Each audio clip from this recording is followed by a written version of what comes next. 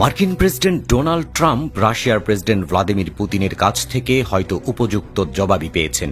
পরমাণু ইস্যুকে কেন্দ্র করে ইরানকে ট্রাম্পের হুমকি ধামকির পরিপ্রেক্ষিতে এই জবাব হয়তো প্রত্যাশিতই ছিল, কেননা রাশিয়ার সাথে যুক্তরাষ্ট্রের সম্পর্ক কৌশলগত আর ইরানের সাথে সম্পর্ক মৈত্রীপূর্ণ।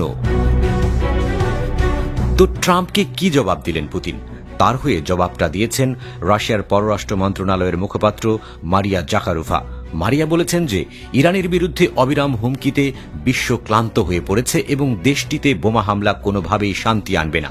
মস্কো আরও সতর্ক করে বলেছে যে ইরান এরই মধ্যে প্রতিরোধমূলক ব্যবস্থা নিচ্ছে। বুধবার এই কথাগুলোর সাথে মারিয়া আরও বলেন যে বোমা হামলা করে সত্যিই যে শান্তি আনা যায় না, এই বোধ এখন বিশ্বজুড়ে বাড়ছে। মধ্যস্থতাকারী দেশ ওমান ইরানের সাথে দেশটির পারমাণবিক কর্মসূচি নিয়ে যুক্তরাষ্ট্রের শনিবার আলোচনা ব্যর্থ হওয়ার কথা রয়েছে। ইরানি কর্মকর্তারা বলে আসছেন, আলোচনায় অগ্রগতির ব্যাপারে তেহরানের আস্থা কম এবং যুক্তরাষ্ট্রের উদ্দেশ্য নিয়ে তাদের গভীর সন্দেহ রয়েছে। সোমবার যুক্তরাষ্ট্রের প্রেসিডেন্ট ডোনাল্ড ট্রাম্প এই আলোচনার ঘোষণা দেন। গত জানুয়ারিতে তিনি শপথ নেয়ার পর থেকে ইরানের বিরুদ্ধে সামরিক হামলার হুমকি দিয়ে আসছেন। ক্রেমলিনের মুখপাত্র দিমিত্রি পেসকভ বলেছেন, মস্কো যুক্তরাষ্ট্রের অতিমাত্রার কঠোর বক্তব্য সম্পর্কে সচেতন। রাশিয়া মনে করে সংঘাতের বদলে সংলাপের উপর জোর দেওয়া উচিত। ইরানের পারমাণবিক কর্মসূচি দীর্ঘদিন ধরে বিশ্বমহল, বিশেষ করে পশ্চিমা দেশগুলো ও তেহরানের মধ্যে উত্তেজনার কারণ। 1950-এর দশকে যুক্তরাষ্ট্রের সহায়তায় ইরানে পরমাণু কর্মসূচি শুরু হলেও 1979 সালের ইসলামী বিপ্লবের পর ইরান ওয়াশিংটনের ঘোর বিরোধিতা শুরু হয়।